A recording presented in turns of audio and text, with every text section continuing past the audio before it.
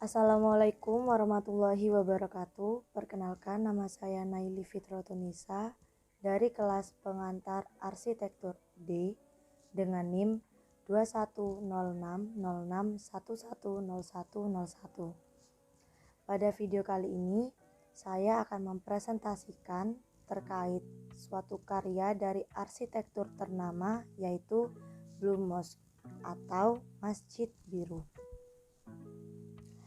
Blue Mosque atau disebut dengan Masjid Biru juga disebut dengan Masjid Sultan Ahmet, terletak di kota tua Istanbul. Masjid ini merupakan pusat dari kota Turki. Masjid yang gagah dan megah ini merupakan simbol kejayaan Islam melalui Kekaisaran Utsmaniyah Turki. Masjid ini dibangun atas perintah Sultan Ahmet I. Dinamakan Masjid Biru karena pada masa lalunya interior dari masjid ini ialah memang berwarna biru. Namun warna biru tersebut bukanlah berasal dari cat. Ketika kita melihat masjid ini dari kejauhan, kita tidak melihat warna biru tersebut.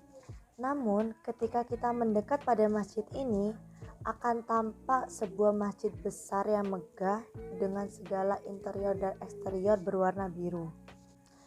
Blue Mosque atau Masjid Biru merupakan masjid terbesar di Turki, dan jika dilihat dari laut, kubah dan menaranya mendominasi cakrawala kota Istanbul. Masjid Biru ini didirikan oleh seorang arsitektur yang bernama Sedefkar Mehmet Aga. Sedefkar Mehmet Aga merupakan arsitek dari Ottoman. Beliau dilahirkan pada tahun 1540 di kota Elbasan atau sekarang disebut dengan kota Albania. Beliau mempelajari ilmu arsitektur dari Mimar Sinan yang merupakan seorang arsitek yang sangat terkenal di Turki. Adapun beberapa material yang digunakan dalam pembangunan masjid ini. Untuk interior menggunakan 20.000 keramik bermotif dengan setiap keramiknya berbeda motif dan 200 kaca hias untuk jendela masjid. Lampu masjid bagian depan menggunakan emas dan batu berharga. Karpet masjid menggunakan bahan sutra. Mihrab masjid ini terbuat dari marmer dan dinding masjid dipenuhi dengan keramik. Hal ini bertujuan agar suara dari imam terdengar ke seluruh penjuru masjid.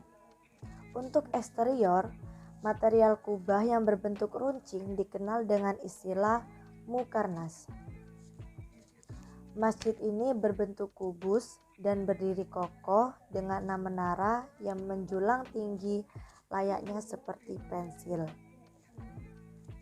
Kemudian dilengkapi dengan kubah dengan diameter 23,5 meter dengan tinggi 43 meter. Di area kubah masjid ini, di area dalam kubah masjid ini tidak terdapat sarang laba-laba. Telur unta sendiri memiliki zat yang tidak disenangi oleh laba-laba. Pada dasarnya, Masjid Sultan Ahmet ini terbagi menjadi 2 bagian, yaitu area bangunan utama masjid dan area pelataran tengah yang dikelilingi koridor yang menyatu dengan bangunan utama. Di atas pintu gerbang Masjid Biru Turki ini terdapat rantai besi yang mengguntai. Rantai ini memang sengaja dipasang supaya Sultan ketika masuk ke dalam halaman masjid harus menundukkan kepalanya supaya kepalanya tidak terantuk rantai tersebut. Di sekitaran masjid ini juga dibangun sebuah sekolah, istana peristirahatan bagi sultan, tempat pemandian, air mancur, rumah sakit, serta kamar-kamar yang disewakan saat itu. Sekian presentasi dari saya. Maaf apabila ada salah kata. Wassalamualaikum warahmatullahi wabarakatuh.